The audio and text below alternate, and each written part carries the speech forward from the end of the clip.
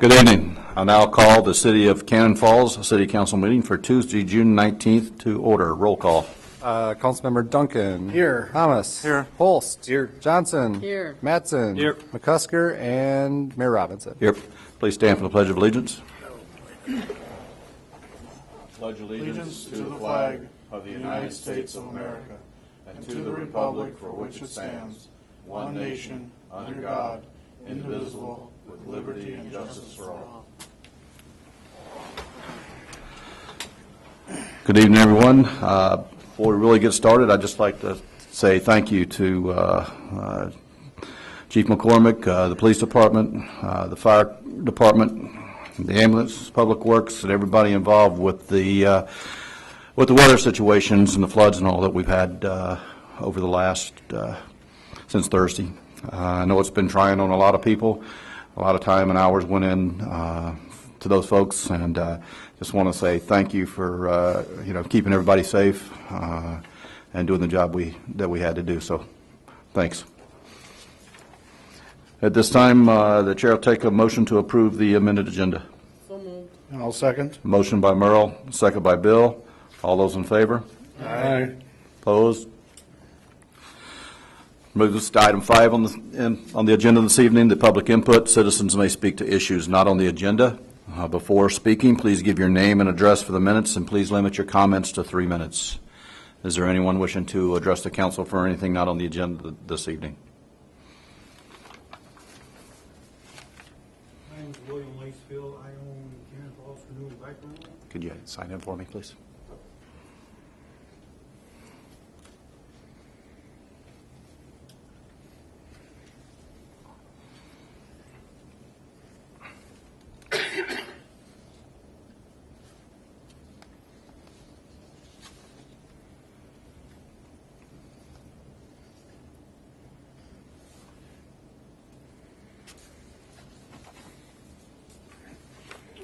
Anyway, I'm here to find out about like FEMA and stuff like that, about low interest loans. I like had like 30 canoes go down the river on me, and I plan to recover a few, but it won't be less than half. I'm pretty sure about that. And you had some damage to your building too, I guess? I had some damage. I do have flood insurance, but they won't cover so much. They're not going to cover the laundry equipment. They're not going to cover the canoes, of course, and a few other things like that.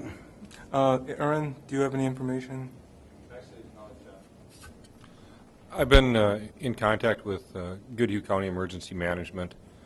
At this point, we're still in the collection stage. We know that there's a couple of hurdles. First, the overall event has to exceed $6.5 million. The second is, for Goodhue County, we have to exceed, I think it's 200 or 250,000. We know that's been exceeded.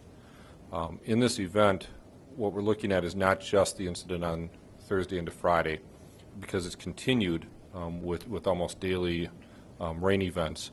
We're hoping to seek a disaster declaration that will span the entire time range. Dakota County suffered flood-related events, road washouts, that type of thing, as did Rice County. The advantage to that is that when you take it outside of one county and spread it around, that tends to bring more weight in getting that federal declaration.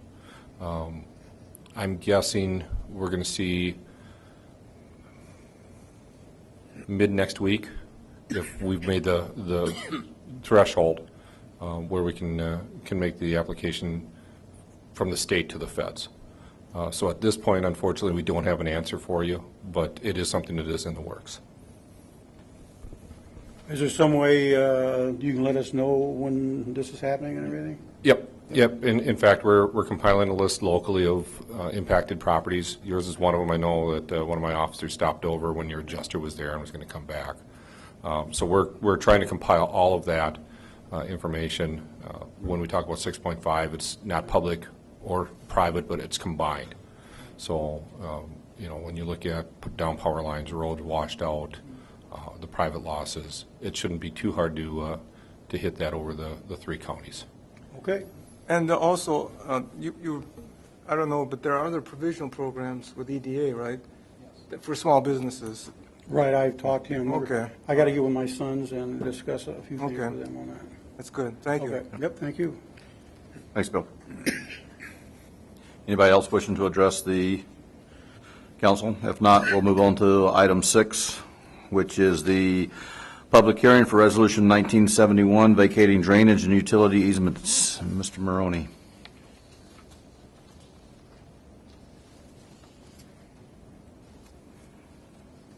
Thank you. I'm going to open my comments with a graphic representation of the proposed project by Lawrence Meats out in the industrial park. That pertains to this particular public hearing on the vacation of easements, and it also pertains to item 7L, the preliminary plat for the Lawrence property in the industrial park.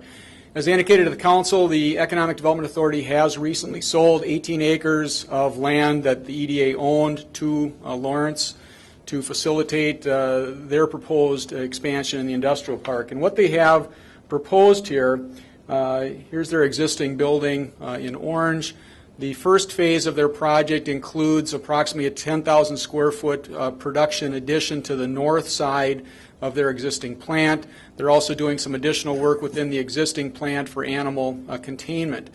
The second phase of their project is proposed to double their existing space with an expansion to the east.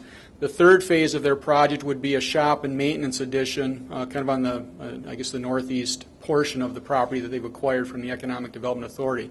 So there's a multi-phase expansion, and with that multi-phase expansion, as we negotiated the terms of the sale with Lawrence's, and we agreed as an EDA that when they purchased the 3 parcels of property from the EDA, which constitutes 18 acres of land, that they would combine the 18 acres that they're purchasing from the EDA with the 3-acre parcel that they already own where their existing building sits. So they have one 21-acre parcel. And that's the preliminary plat that we'll talk about later this evening. But to get to that point, it was necessary because those are existing platted lots. I guess I'll go north-south here.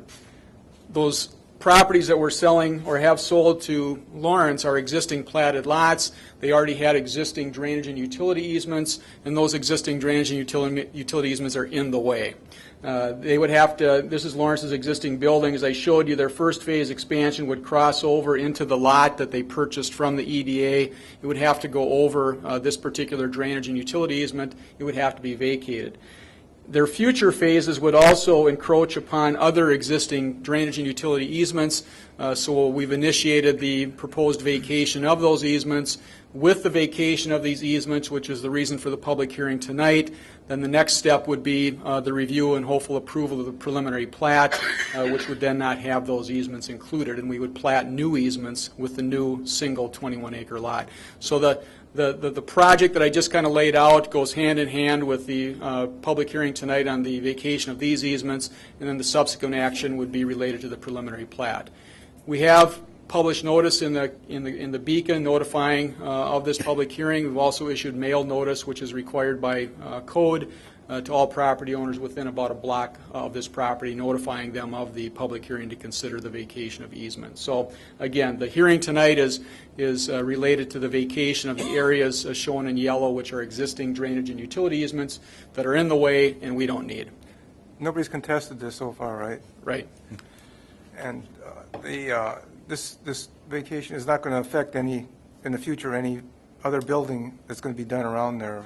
No, with the one single 21-acre lot, we will have new easements platted under our subdivision ordinance, which would allow us to use them for drainage utility purposes in the future, should we need them. But these existing ones, again, we don't have any reason to retain them. We don't have any utilities within them, and they won't be used for drainage purposes. Is the EDA involved in a loan or anything on this business? The EDA at this point has not been requested to make a loan to this project. Okay. And it's an expansion of the business, right? Yes. It'll increase their use of utilities and Yes. city utilities Yes. a great deal. Yep. Right. Yep. And we're comfortable with the increased water use and sewage discharge that would result from the expanded production. Yes. Thank you. At this time, we'll open the public hearing. If there's no one here to speak at the public hearing, we will close the public hearing. This time, Chair will take a motion to approve Resolution 1971, vacating drainage and utility easements. So moved. I'll second that. Motion by Merle, second by Bill. All those in favor? Aye. Opposed? Carries.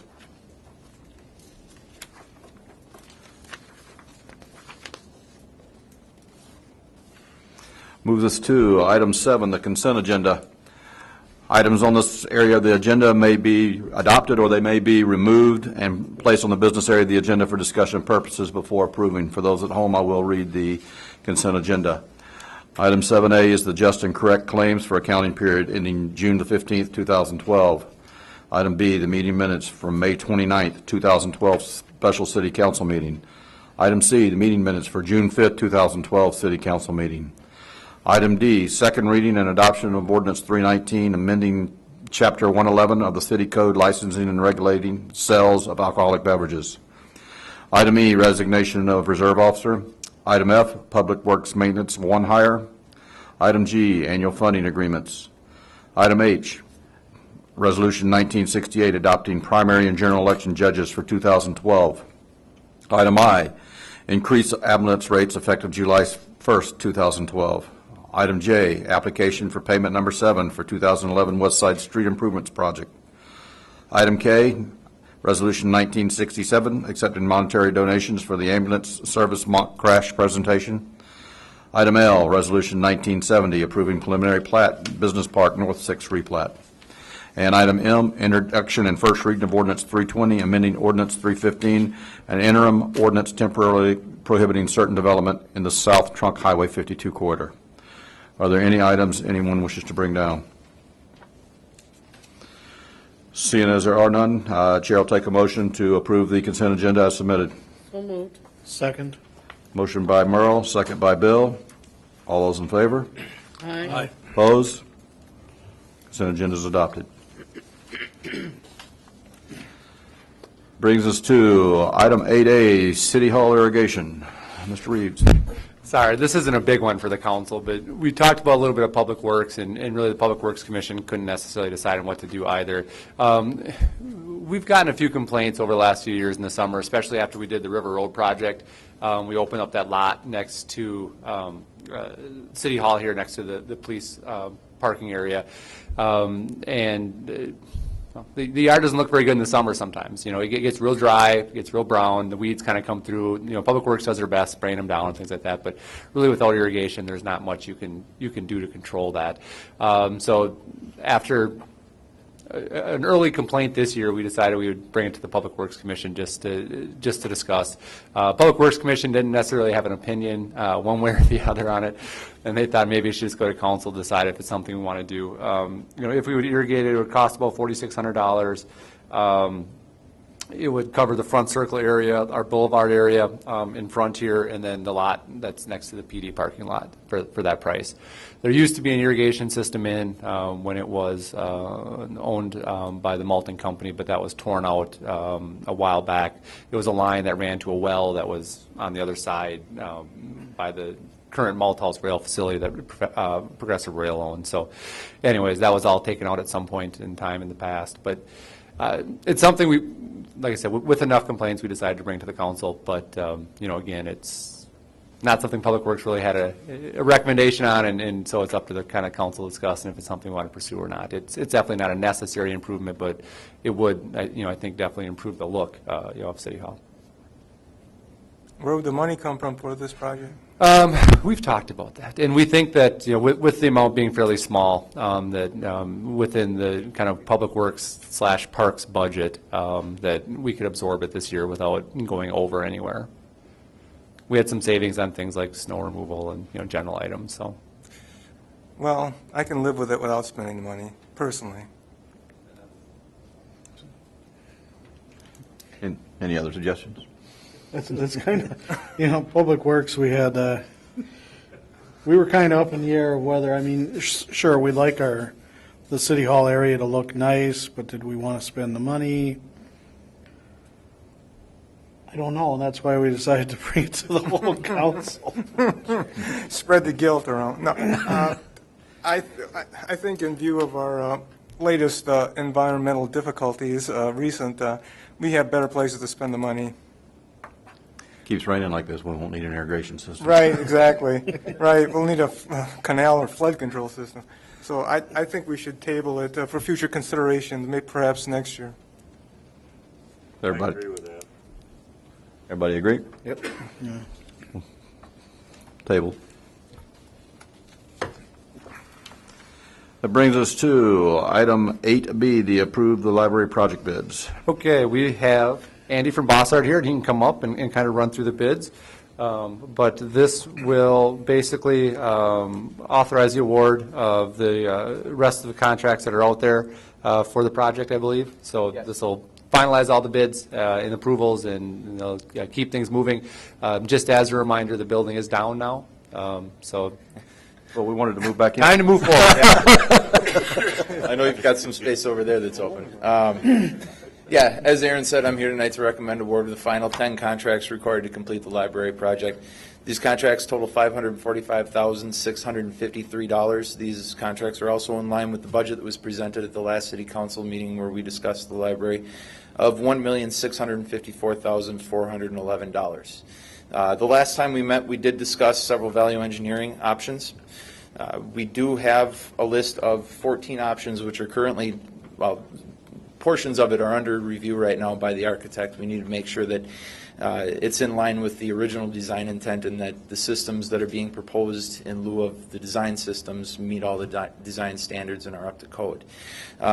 So there are several items that are pending. There are, however, 4 items which do not affect the building in any way, shape, or form. They're more or less budgetary adjustments that we can and definitely will pursue.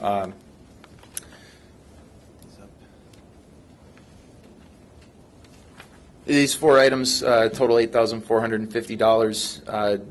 The first item, we included in the budget originally an estimate for testing services and special inspections. The proposals that we have received came in below the amount that was included in the budget by approximately $4,000. The second item would delete budgetary line items for things, power, gas, water connections to the building that are included in contracts. So it's just a budgetary adjustment. The third item on the list, deleting some wall blinds or window blinds for $650 is an item that was doubled up on by 2 contractors. We can delete it from one of their contracts, or more or less they're willing to give a credit back for it since they're not going to have to provide it. That credit is $650. And item number 4, there were 2 types of tile that were included in the specifications. One is more expensive than the other. The less expensive tile is what was presented to the building committee. So basically for selecting the less expensive tile, we'll get an $800 credit back. So those 4 items total $8,450. Those could either result in a budget reduction or they could be added to the overall contingency and returned to the city at the end of the project. At that point, I can open it up for any questions or comments. Well, I would think from a practical aspect, that amount of money, we might as well just add to the contingency and make the bookkeeping easier. Yeah, because we won't be, paying our portion until later in the project Right. anyways, so it doesn't matter if we just put it in the contingency now and then at the end of the project, the bottom line is what it is and we pay the difference from what's over and above the pledges. So, yeah, that would be fine, just add it back to contingency. There's Yeah. 2 bids here. I wonder could they be rebid or not? The roofing bid and the electrical bids. Yeah, the electrical, we had that included on the value engineering list last time we met, and we did get several bids for that. We did have good coverage. The issue with rebidding it, one of the items that was included that would reduce the cost of the electrical contract is eliminating the occupancy sensors. There is a new building code that will not require us to eliminate control of the lighting. If we were to delete that, we would have to add in a lighting control system, which would more or less offset the reduction. So unfortunately, we had to remove that one from the overall value engineering list. But we were interested in rebidding that at one point. Now it just doesn't look like we'd get what we had hoped out of it. And the other item, the roofing, there were several value engineering items that we had that were included in the budgets originally, but unfortunately, the design required, well, more or less the warranty, the 20-year warranty, which is definitely something you want, require those two items. That's what drove the cost up on the roofing. So I guess I wouldn't recommend rebidding the roofing at this point. You don't think it would result in any major costs? If we could delete those items and get rid of the 20-year warranty, which I wouldn't recommend, No, I don't want to and we do would that. get savings. Yeah. Well, they're just a lot higher than I thought they would be. They're just an added thing, but if you don't think they're worth rebidding at all, Yeah. and by the way, what would be the process, and would it interfere with the all-over speed of the project being done or not? Would it interfere with the, Well, by the time you get through the shop drying process and get all the materials procured, bonds, insurance, and everything, we could be walking a fine line schedule-wise. okay, thank you. What's the big deal with a 20-year warranty on a roof? I mean, most roofs are 20-year. They're supposed to last 20 years. You have insurance for hail or anything else that happens, so Good point. why is that a big deal? Well, if the roof leaks, it would definitely be a big deal, but the commercial roofing system, they're extremely specific on what you have to do to get any kind of warranty on it. The material itself wouldn't cover it. You have to have everything underneath it. For example, this is an EPDM roof, so you've got a rubber membrane on top. You've got some Densdeck boards underneath that. You've got insulation. All those things need to come together to form the system that the roofing supplier deems warrantable or would cover under their 20-year warranty. Is most of the roof rubber on this thing? Well, the entire surface of the roof is rubber, yeah. But that, I believe, is 60 mils. So it's, I mean, you're talking about a membrane, more or less. Right. Okay, thank you. This roof was used in other buildings. You've had experience with all this stuff, right? Yeah, I have actually this specific manufacturer done a school. And you haven't had any problems with it, have you? No, So far? no. But then again, we're using the system that's specified, that's covered under the warranty, so. Right, yeah. Well, it's too bad. I was hoping to save some money on this. It's just, it's a lot of money to be spending on it. And it really bothered me to go that high over the bid when I thought they would go under it sometimes, But if you don't think there'd be any cost saving in rebidding it? We had decent bid coverage. We always aim to get 3+ bids for every section on that. Was there a lot I of believe spirited bidding on these? A lot of what? Spirited bidding, there's a lot of competition on these or not? Well, yeah, we are still finding that there's a lot of competition out there. I mean, the markets are starting to pick back up a little bit, but there is definitely still, we had 89 bids for, I believe, 17 contracts. That's pretty good coverage overall, yeah.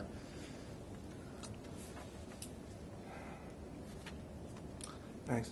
Okay. Any other discussion? If not, the chair will take a motion to approve the contracts presented to complete the library as bid at $1,654,411. So moved. Second. Motion by Merle, second by Bill. Any further discussion? All those in favor? Aye. Aye. Opposed? Carries.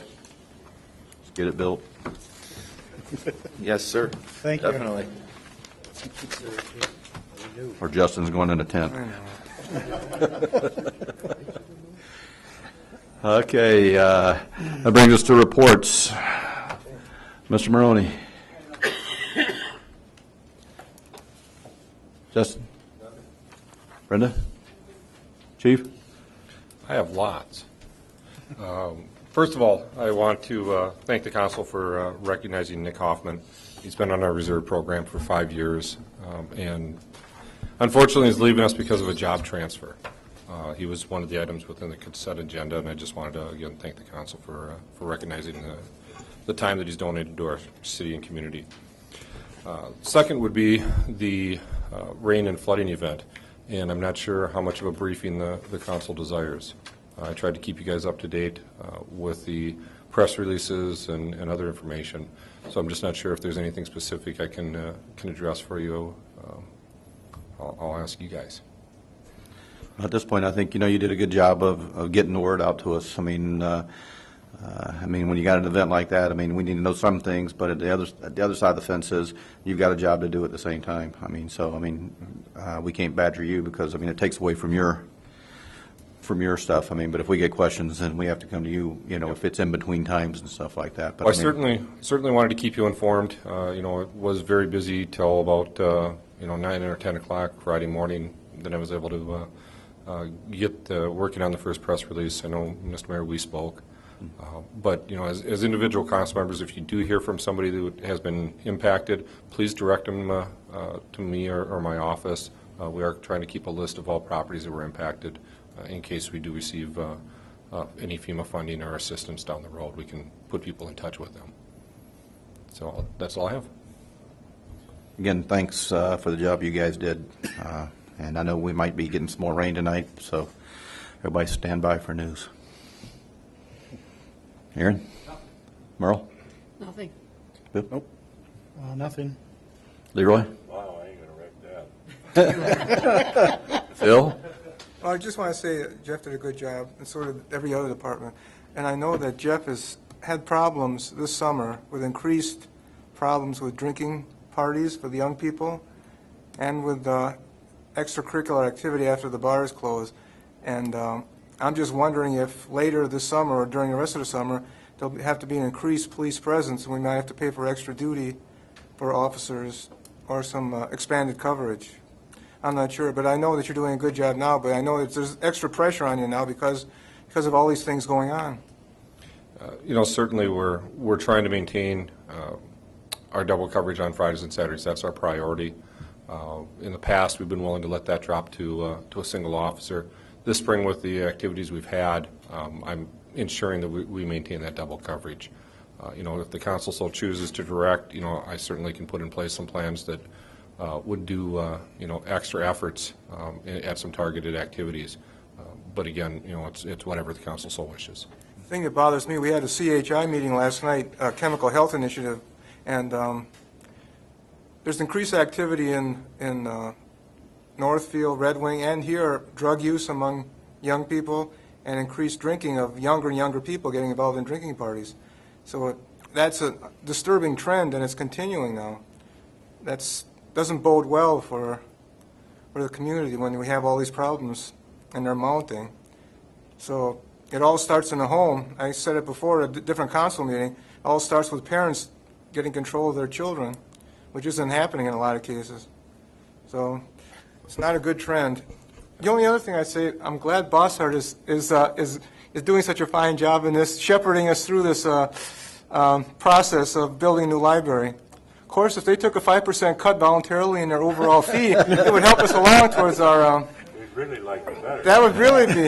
In fact, we might put a little plaque in the library itself, distinguish. But just a thought. Just a thought. Morris, do you have anything to top with that? Again, I'd just like to say, if people are wondering when cleanup's going to start on the parks, just to let you know, we have to wait for the water to go down before we can put anybody out there safely to start the project. And at the same token, you probably won't see city crews doing it just due to the fact of the requirements by FEMA for us to be able to do certain things. So in the long run, it'll get done. We're going to try to get it cleaned up safely and as fast as possible so we can try to get life back to normal as soon as possible in our parks. So bear with us. We'll get through it. This community's always come together and whenever needed, and it'll happen again. So with that, the chair will take a motion to adjourn. So moved. Second.